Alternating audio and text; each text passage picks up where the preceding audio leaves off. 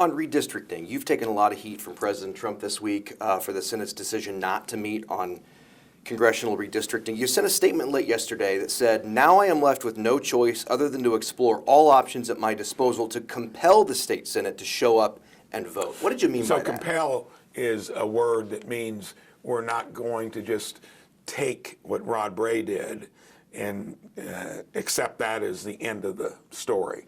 And the point yesterday that needs to be emphasized is that the House said they're not adjourning until January. Be prepared to come back and produce maps that if they do that, then that even changes the dynamic more so.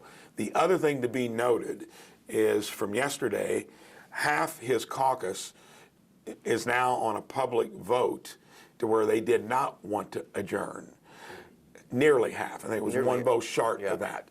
He had to get that done with Democrats. I don't think there's been a major thing that's happened in our legislature in recent times where he had to get Democrats to get him over the finish line. I think he made the move a week or so ago because the organic approach, which did take longer, I felt he was working the clock. There were too many senators flipping. There are more publicly for redistricting than there are against it. And he and his leadership team have just been against it. Most Republicans in the state, conservatives, want to do it. Our entire congressional delegation wants to do it. One of the two senators is publicly for it, and most of the state office holders have been publicly for it. Not to mention that the Democrats are the ones complaining, along with liberal and moderate independents, because they've done it to the max. They don't have much more room to go, and when you look at the imbalance out there currently, 6 bluest states outside of California have been this way for decades. No Republican congressman. You look at Illinois next to us, 17 congressional seats.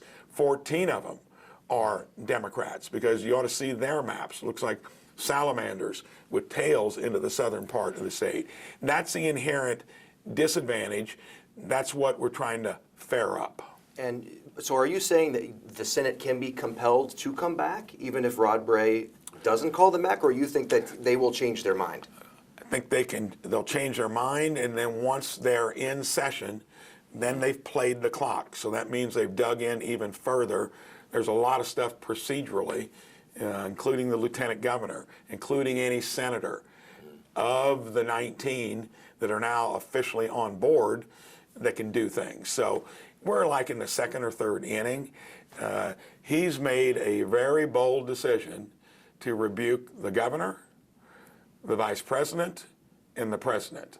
And he's also rebuking most Republicans and conservatives because the people showing up at the meetings are clearly Democrats and moderate and liberal independents. Are you saying you will back primary challenges to those senators who oppose that would be a longer term probably approach, and yes, the president's obviously said that, and we do it too, because think what the Senate did on real property tax reform.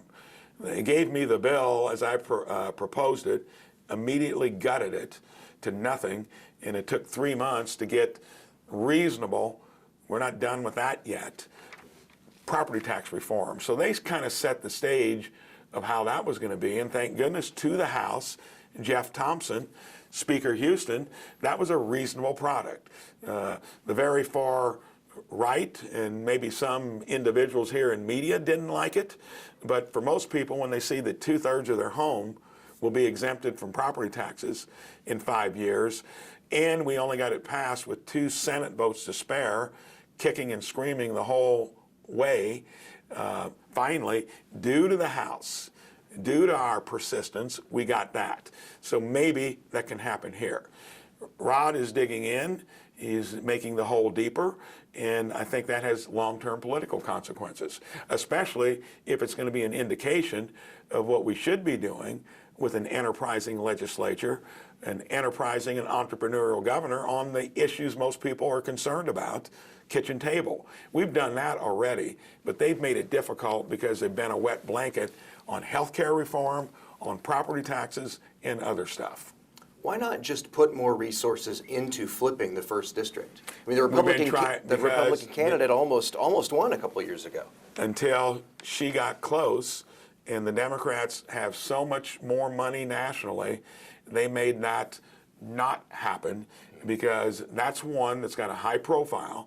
It gets a little closer. Hasn't been a Republican there, I think, in 96 years.